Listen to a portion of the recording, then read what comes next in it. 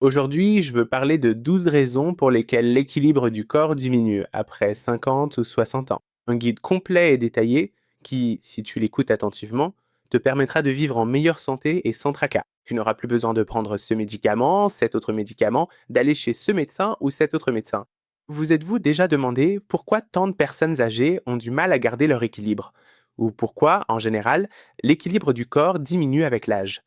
L'équilibre n'est pas quelque chose auquel on pense tous les jours, mais c'est en réalité très complexe, et il dépend d'une coordination précise entre les sens, les muscles et le cerveau. La question est donc de savoir si cela est uniquement dû au vieillissement ou si d'autres facteurs entrent aussi en jeu.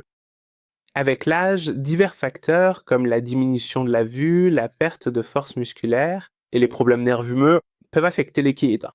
Ils peuvent avoir un impact sur notre équilibre, mais ne vous inquiétez pas, il existe des actions que nous pouvons entreprendre pour prévenir les chutes et préserver notre mobilité.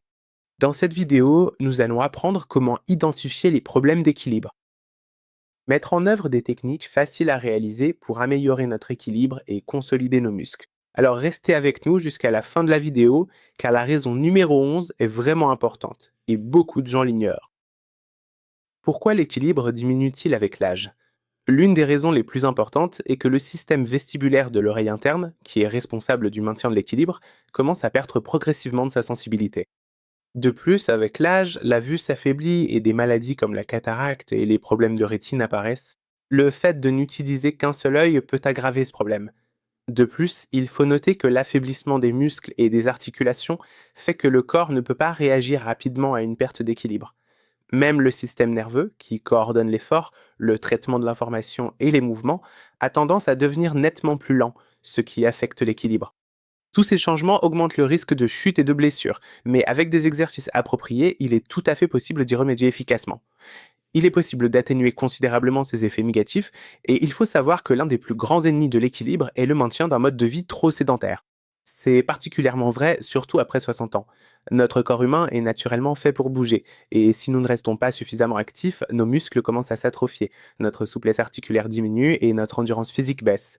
Lorsque les muscles s'affaiblissent de cette manière, ils ne peuvent tout simplement plus bien soutenir l'ensemble du corps. Cela peut également entraîner une prise de poids, ce qui exerce une pression supplémentaire sur les articulations, augmente le risque de chute et en aggrave les conséquences. En outre, la sédentarité a aussi un impact négatif sur la circulation sanguine et la santé cardiaque et affaiblit le corps. En général, changer de position, comme se lever rapidement, peut vous rendre vulnérable. Mais ne vous inquiétez pas, avec une activité régulière comme la marche, les étirements et des exercices de renforcement, vous pouvez non seulement améliorer votre équilibre et votre mobilité, mais aussi augmenter votre qualité de vie. Alors restez avec moi pour découvrir les autres causes de la diminution de l'équilibre. N'oubliez pas de liker cette vidéo, partagez-la avec vos amis et abonnez-vous à la chaîne pour toujours rester informé sur votre santé. La première raison, c'est la vitamine B12. La vitamine B12 est essentielle au bon fonctionnement du système nerveux et à la production des cellules sanguines. Mais avec l'âge, l'absorption de cette vitamine peut diminuer et sa carence peut être asymptomatique. Une carence en vitamine B12 peut provoquer des symptômes comme des picotements, des engourdissements dans les mains et les pieds, des troubles de la marche, voire une faiblesse de la mémoire. Cette vitamine est vitale pour préserver la myéline, la couche protectrice autour des nerfs. Sans elle, les nerfs sont endommagés et la communication entre le cerveau et le corps est perturbée. Une carence en vitamine B12 peut également entraîner une anémie. C'est une condition qui réduit le nombre de globules rouges dans le sang et diminue l'apport en oxygène aux tissus. Ce problème peut entraîner une pâleur et de la fatigue. Certaines personnes sont particulièrement à risque, notamment en raison de changements alimentaires, de la prise de certains médicaments qui réduisent l'absorption de la vitamine B12 ou de maladies comme la gastrite atrophique. Ce n'est pas une maladie rare, alors ne pensez pas que cela ne concerne que quelques personnes. Il vaut donc mieux vérifier son taux de vitamine B12. Faites-le vérifier régulièrement et, si nécessaire, prenez des compléments ou consommez des aliments riches en vitamine B12, comme la viande, le poisson, les œufs et les produits laitiers. Consultez un médecin pour prévenir les complications liées à cette carence. La déshydratation est également l'un des problèmes courants et sérieux qui peut entraîner une perte de force chez certaines personnes. Avec l'âge, la sensation de soif diminue, ce qui peut vous amener à boire moins d'eau. De plus, certains médicaments et maladies, comme les problèmes rénaux et le diabète, peuvent aussi augmenter le risque de déshydratation. Un apport suffisant en eau est essentiel pour maintenir le volume sanguin, réguler la température corporelle et assurer le bon fonctionnement des muscles et des articulations. Lorsque le corps est déshydraté, le volume sanguin diminue, ce qui peut faire baisser la tension artérielle et provoquer des étourdissements et une sensation de confusion, surtout lors d'un lever rapide. Ce problème augmente également le risque de chute, ce qui peut être très dangereux chez les personnes âgées. La déshydratation peut aussi entraîner de la fatigue, de la faiblesse et une confusion mentale, ce qui met encore plus en danger la personne.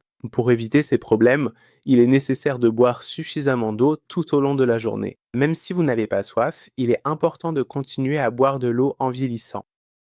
Consommer des aliments riches en eau comme les fruits et les légumes et éviter les boissons alcoolisées.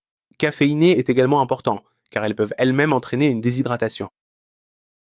Le sujet suivant est le diabète, en particulier s'il n'est pas bien contrôlé, car il peut avoir de nombreuses répercussions sur l'équilibre. L'un des principaux problèmes liés au diabète est la neuropathie périphérique, une condition qui endommage les nerfs des pieds et des jambes. Cette lésion peut réduire la sensibilité dans les pieds et provoquer des douleurs, des picotements ou un engourdissement, ce qui affecte tous l'équilibre.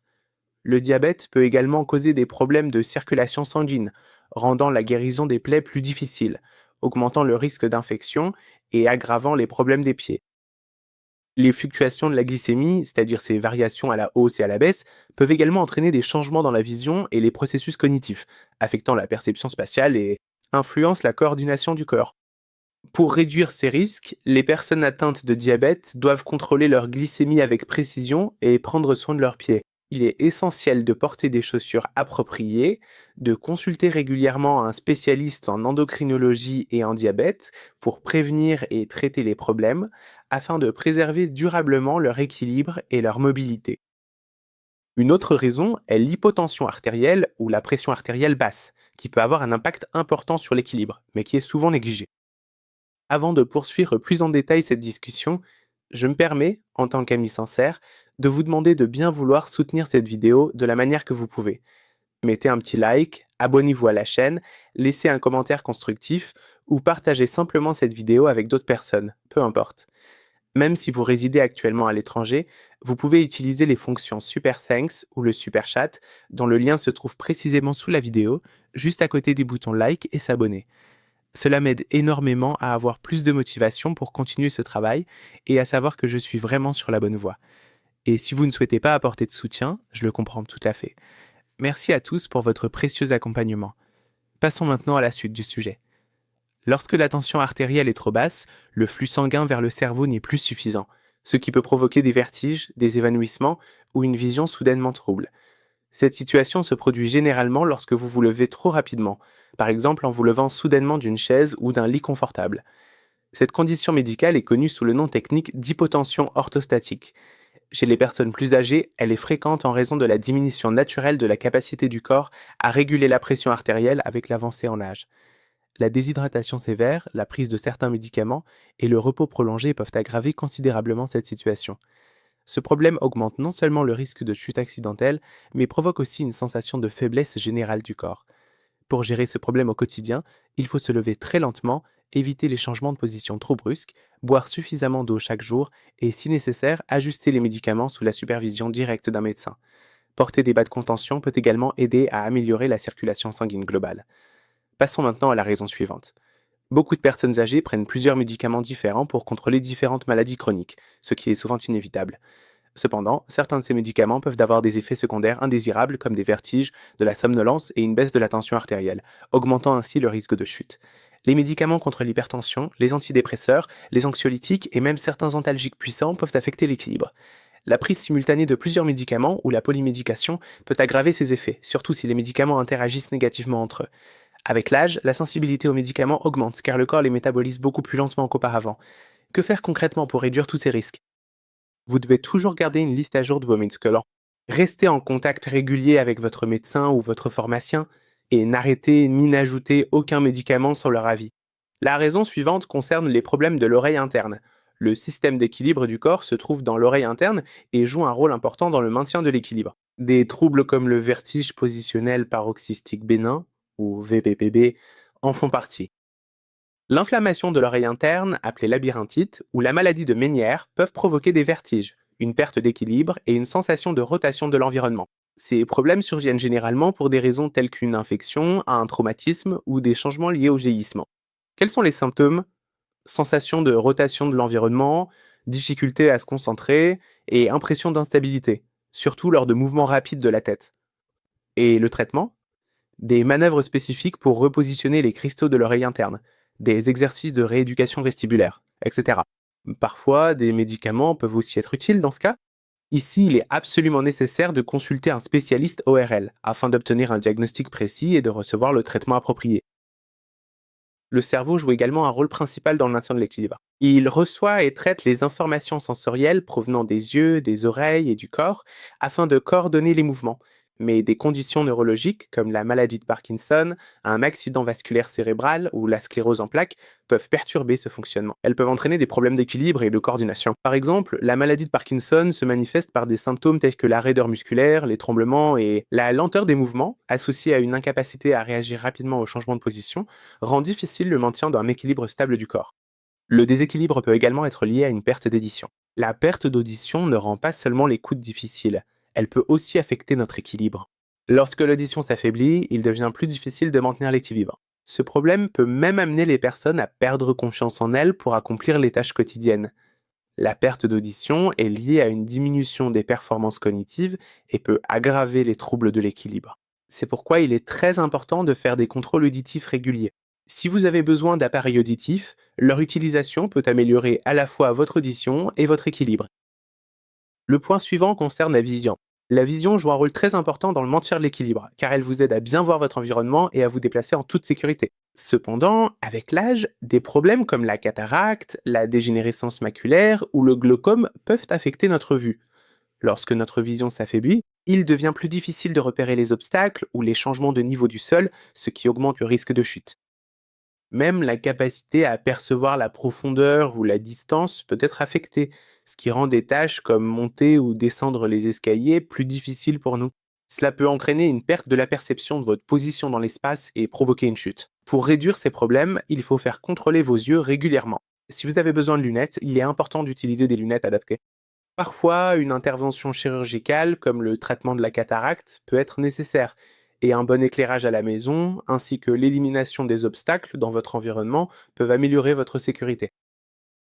Les problèmes psychologiques peuvent également entraîner des problèmes physiques, comme des palpitations cardiaques, une respiration rapide et des tensions musculaires. Ces réactions affectent le système d'équilibre du corps.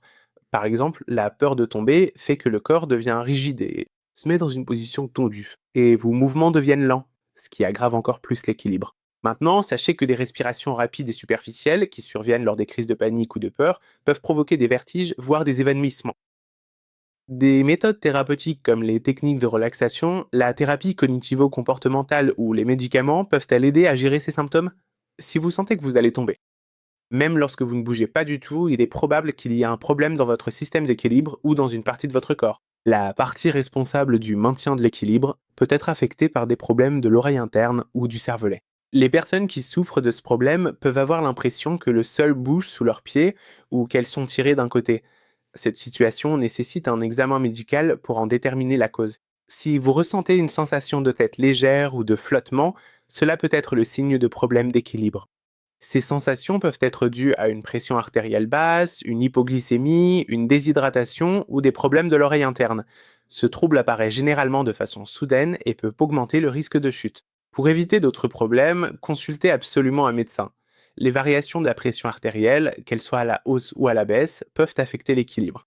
Par exemple, une chute soudaine de la pression artérielle lorsque vous vous levez peut provoquer des vertiges et une vision trouble. D'un autre côté, l'hypertension artérielle peut endommager les vaisseaux sanguins et réduire le flux sanguin vers le cerveau, ce qui entraîne des problèmes d'équilibre. Pour contrôler la pression artérielle et prévenir les chutes, une bonne gestion de la tension est également essentielle. Mais quels sont les signes de trouble de l'équilibre? Le premier, c'est la vision trouble. La vision trouble peut être un signe de problème d'équilibre. Parce que lorsque les yeux ne peuvent pas transmettre des informations claires et précises au cerveau, il devient difficile de maintenir l'équilibre. Des problèmes comme la cataracte ou même le besoin de lunettes peuvent provoquer une vision trouble. Si vous avez une vision trouble, consultez absolument un ophtalmologiste. Le deuxième point concerne les étourdissements et la confusion. Si vous ressentez des étourdissements, cela peut indiquer des problèmes d'équilibre. Parfois, un manque de circulation sanguine ou d'oxygène vers le cerveau, ou même certains médicaments peuvent provoquer cette sensation. Pour trouver la cause principale, il est préférable de consulter rapidement un médecin. Le troisième point est la déshydratation. Peut-être que vous n'y avez même pas pensé. Mais la déshydratation peut entraîner une perte d'eau dans le corps et ce manque d'eau peut aussi affecter l'équilibre. Lorsque le corps ne dispose pas d'assez d'eau, la pression artérielle peut baisser et vous pouvez ressentir des étourdissements. Pour éviter ces problèmes, buvez suffisamment d'eau et pour traiter la diarrhée, consultez toujours votre médecin. Le quatrième point concerne les vertiges et la sensation de rotation, qu'on appelle aussi dyspergie. Ce sont des signes évidents de problèmes d'équilibre. Ces sensations peuvent être dues à des problèmes de l'oreille interne, à la pression artérielle ou même à des effets secondaires de médicaments courants. Si vous ressentez ce genre de symptômes, il est préférable de consulter rapidement votre médecin. Cinquième point. L'anxiété et la peur peuvent aggraver les problèmes d'équilibre, voire vous donner l'impression de perdre le contrôle. Ici, il est préférable d'essayer des méthodes comme la méditation ou de parler à un conseiller. Comment mieux contrôler ces sentiments ou retrouver votre équilibre? Faites des exercices de renforcement musculaire. Par exemple, des squats, des exercices avec des haltères ou l'utilisation de bandes de résistance qui peuvent renforcer vos muscles et améliorer la stabilité de votre tronc. Ces exercices vous aideront à améliorer votre équilibre et à réduire le risque de chute. Il existe aussi des exercices spécifiques pour l'équilibre, comme se tenir debout sur une jambe. Marcher en ligne droite sur un pied ou utiliser des surfaces instables comme un coussin peut également améliorer la coordination et la stabilité du corps. Essayez aussi le yoga et le tai chi. Les mouvements lents et contrôlés, associés à une respiration profonde, vous aident à solliciter vos muscles. Cela renforce le corps, réduit le stress et augmente la conscience corporelle. Ces exercices sont très bénéfiques pour l'équilibre et les exercices de proprioception aident aussi. Votre corps pourra mieux percevoir sa position dans l'espace. Par exemple, des exercices comme marcher les yeux fermés ou utiliser des balles d'équilibre pour renforcer. Cette sensation est géniale. L'étape suivante consiste à corriger la posture. Une bonne posture signifie garder la colonne vertébrale droite, relâcher les épaules et répartir le poids du corps de manière égale sur les pieds. Cela réduit la pression et améliore l'équilibre. Le point suivant concerne une bonne hydratation et une alimentation appropriée. Le manque d'eau peut provoquer de la faiblesse et des vertiges, alors assurez-vous de boire suffisamment. Et un régime alimentaire équilibré, comprenant des protéines, des vitamines et des minéraux, est également essentiel pour la santé des muscles et du système nerveux. Merci d'être resté avec moi jusqu'à la fin de la vidéo. À la prochaine vidéo. Au revoir.